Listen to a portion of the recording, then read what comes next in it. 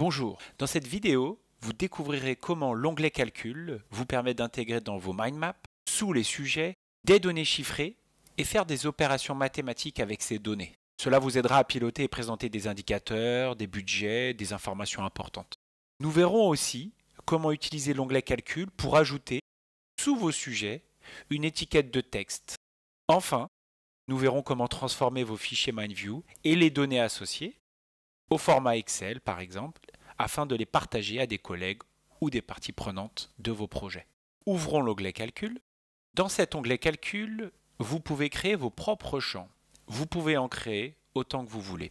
Je vais créer un champ budget. Ils peuvent être de type nombre ou texte. Vous pouvez voir ces informations en cliquant sur Défaut.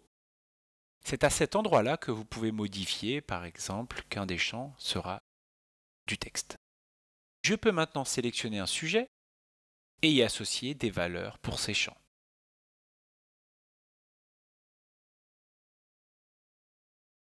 Automatiquement, sous les branches, se représentent ces données.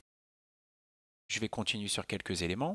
Une des possibilités de l'onglet Calcul, c'est de faire des consolidations de ces données au niveau supérieur, jusqu'à la racine. Si vous avez envie de connaître le budget pour chacune des phases et du projet, vous pouvez consolider soit à l'échelle d'un élément, donc je choisis la partie évaluer les besoins d'espace, je vais dans la cellule, je clique à droite et je vais demander à MindView de sommer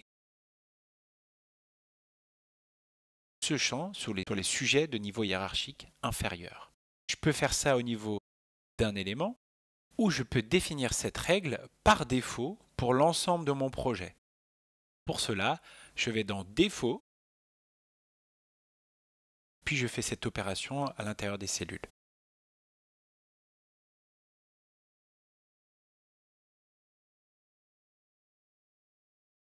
Donc cette consolidation a eu lieu dans l'ensemble de mon projet.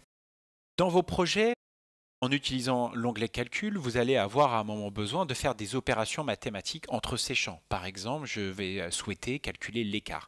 Même principe, je peux faire cette opération au niveau d'un seul élément, en le choisissant, évaluer les besoins d'espace et de logistique, et en faisant cette opération directement depuis la cellule, en disant que écart sera égal à budget moins dépenses. Cette donnée sera intégrée sous la branche. Même principe, si je veux faire cette opération mathématique par défaut pour l'ensemble de mon projet, je retourne dans Défaut. Et à l'intérieur de la cellule, je réalise cette opération en indiquant que écart est égal à budget moins dépenses. Cette opération sera faite dans l'ensemble de mon projet. Pour vos champs, vous allez pouvoir ajouter des unités et travailler sur la présentation de ces chiffres. Pour cela, retournez dans Défaut. Vous pouvez choisir ici des unités monétaires ou rentrer à l'intérieur de la cellule votre propre unité. Vous pouvez aussi définir dans cette cellule le nombre de chiffres après la virgule. Pour mon exemple, je n'en veux pas. En utilisant l'onglet Calcul, en créant vos propres champs, ces données se présentent automatiquement sous vos sujets. Mais lorsque vous allez vouloir présenter vos projets, vous n'allez peut-être pas vouloir tout présenter. L'onglet Affichage vous permet de définir quel champ vous voulez présenter sous les branches en allant sur le bouton Données et vous pouvez décider de décocher quelques éléments pour ne plus les présenter sous les sujets. Ça va retirer ces champs sous l'ensemble de vos sujets. Vous pouvez aussi décider pour chaque sujet quelles données vous voulez présenter. Si pour mon exemple j'ai envie de montrer pour les phases le détail des budgets et dépenses, je peux sélectionner ces éléments, aller dans l'onglet Format, toujours avec le bouton Données, de choisir de présenter certaines données.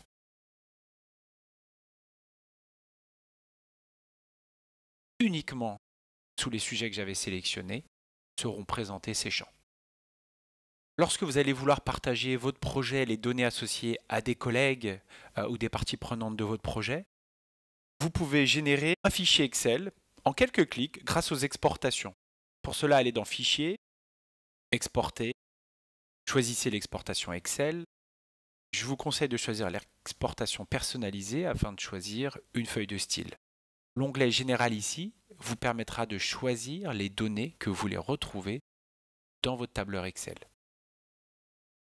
Si vous avez utilisé des données de projet, comme des dates de début, dates de fin, etc., vous pouvez aussi les choisir ici. Je clique sur Exporter. Votre tableau Excel comportera une colonne avec l'ensemble des sujets de votre projet, puis une colonne par champ, que ce soit des champs nombres ou des champs texte. Dernière chose, sachez que ces champs que vous avez créés depuis l'onglet Calcul deviennent des colonnes dans votre vue Planning Gantt et vous pouvez les afficher en faisant un clic droit, puis en cliquant sur les champs que vous voulez afficher.